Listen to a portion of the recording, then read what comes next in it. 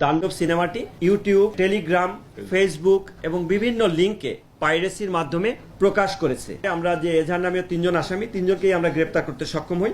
একটা টেলিগ্রাম চ্যানেলের মাধ্যমে এটা প্রথম প্রকাশ পায়। তারা ঘোষণাই দিয়ে দিয়েছেন যে এটার পাইরেসি কপি আসছে। তাণ্ডব সিনেমার যে প্রযোজক জনাব শাহরিয়ার কবির ভুইয়া অর্থাৎ শাহরিয়ার শাকিল, উনি বাদী হয়ে বনানী থানায় একটা মামলা করেন। বনানী থানায় মামলা করেন যে 4 তারিখ ওনার যে সিনেমা বাংলাদেশ চলচ্চিত্র সিলেকশন বোর্ড কর্তৃক যেটা নিবন্ধিত সিনেমা তাণ্ডব সিনেমাটি মানে কতিপয় ব্যক্তি ইউটিউব, তারপর টেলিগ্রাম, ফেসবুক এবং বিভিন্ন লিঙ্কে পাইরেসির মাধ্যমে প্রকাশ করেছে।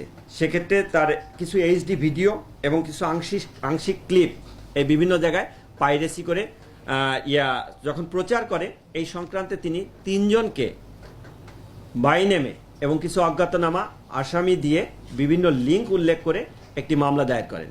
মামলার তদন্তভার প্রাথমিকভাবে থানার উপরে থাকলেও বর্তমানে মামলার তদন্তভার ডিবির কাছে ন্যস্ত করা হয়।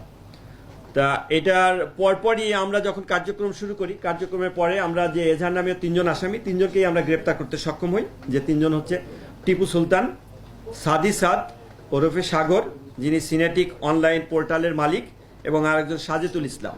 এই 3 জনকে গ্রেপ্তার করি। পাশাপাশি আমরা যে লিঙ্কগুলো আছে সেই লিঙ্কগুলো অ্যানালাইসিসের কাজ করি, যে লিঙ্কে কোন লিঙ্কে সেটা প্রকাশ হয়েছে। মূলত আমরা এখানে দেখি টেলিগ্রাম,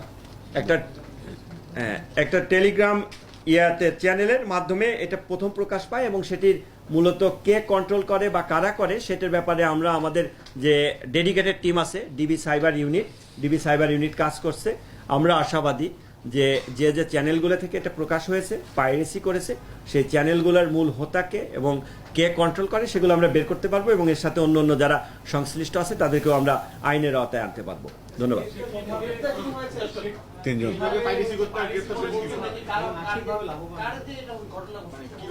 কোনটা পাইরেসিটা বললাম যে প্রথমে মূলত যেটা যে একটা টেলিগ্রাম চ্যানেলের মাধ্যমে সেটা পাওয়া যায়। তা এটার ক্ষেত্রে আমরা তো কেবল আসামি এনেছি, তা আপাতত জিজ্ঞাসাবাদ চলছে। তাতে এইখানে অপারেটর আছে, একটা সিনেমা হলের অপারেটর আছে, ওনার আপাতত একেবারে ইনিশিয়াল স্টেজের জিজ্ঞাসাবাদে উনি যেটা বলেছেন যে 2 জনের নাম বলেছেন যে যাদের মাধ্যমে উনি এটার পাইরেসি কপিটা পেয়েছেন।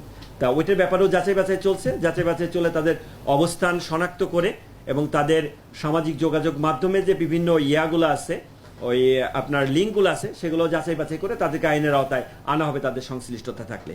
আর অপর 2 জন যারা, তারা তো তাদের সামাজিক যোগাযোগ মাধ্যমে আমরা যেটা দেখতে পেলাম ইনিশিয়ালি, যে তারা ঘোষণাই দিয়ে দিয়েছেন যে এটার পাইরেসি কপি আসছে। সুতরাং সেক্ষেত্রে সেলফ ডিক্লিয়ারেশন আছে, সেলফ ডিক্লিয়ারেশনের মাধ্যমে এটা পাইরেসি করেছে।